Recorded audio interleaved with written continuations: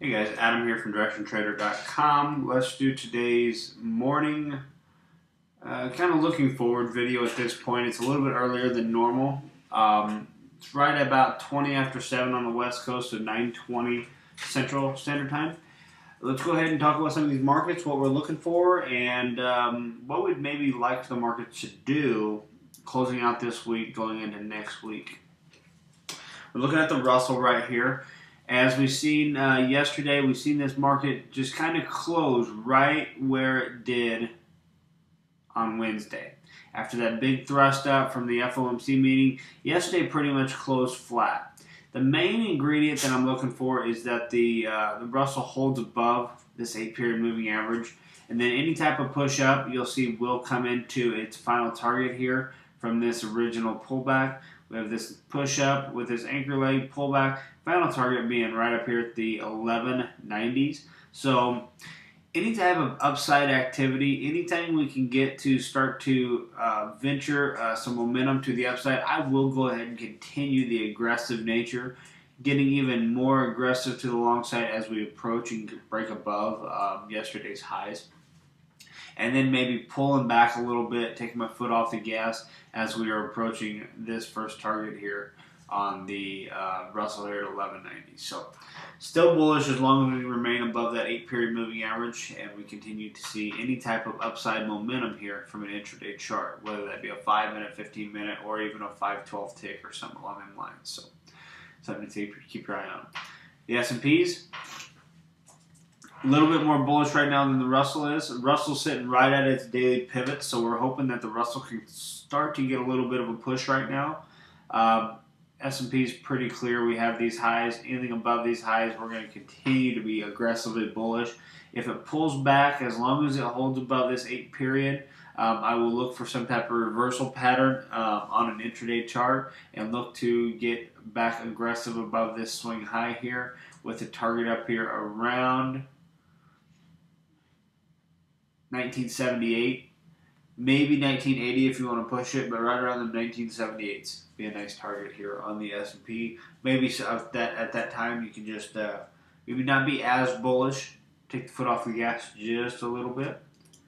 Nasdaq, we still got to break through these highs. As long as we stay above this 8-period moving average, we'll remain bullish, but I'm probably not going to be looking too much of the Nasdaq until it can break above these highs, show us that the bulls are definitely in charge, pushing higher here. The Dow, it is looking good.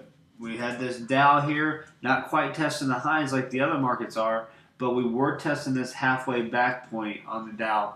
We are now breaking above that, looking good today. Got plenty of room to run up until it tests it. Maybe pause as we approach that previous swing high and then get aggressive again above it.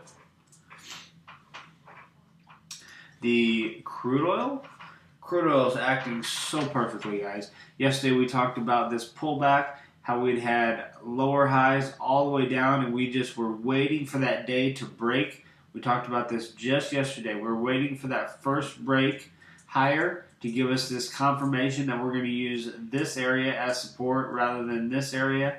As you see here, we broke higher today. As long as we can stay above this yesterday's high and continue higher, we're going to go ahead and look for bullish trades the remainder of the day, right into the close, and just continue to see if we can get this strength going into next week.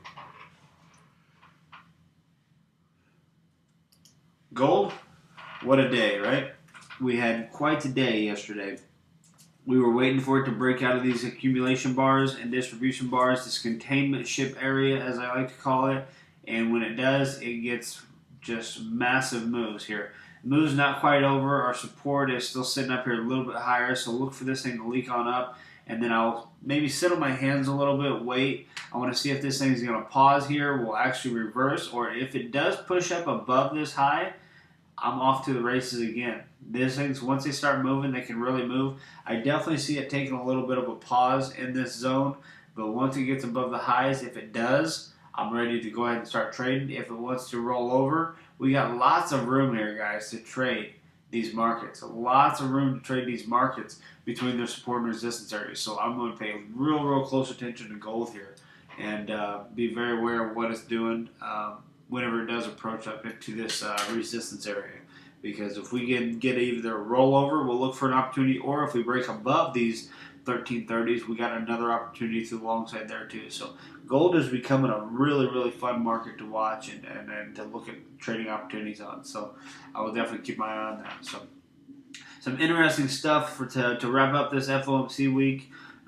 Quite the week, guys. At times it was really slow, and at times it was very volatile. So that's what we're looking for. We're looking for that volatility, looking for them trading opportunities, and hopefully we can get more of that coming into next week. So if you guys have any questions about anything that I talk about in any of these videos, go ahead and email me, adam@directiontrader.com.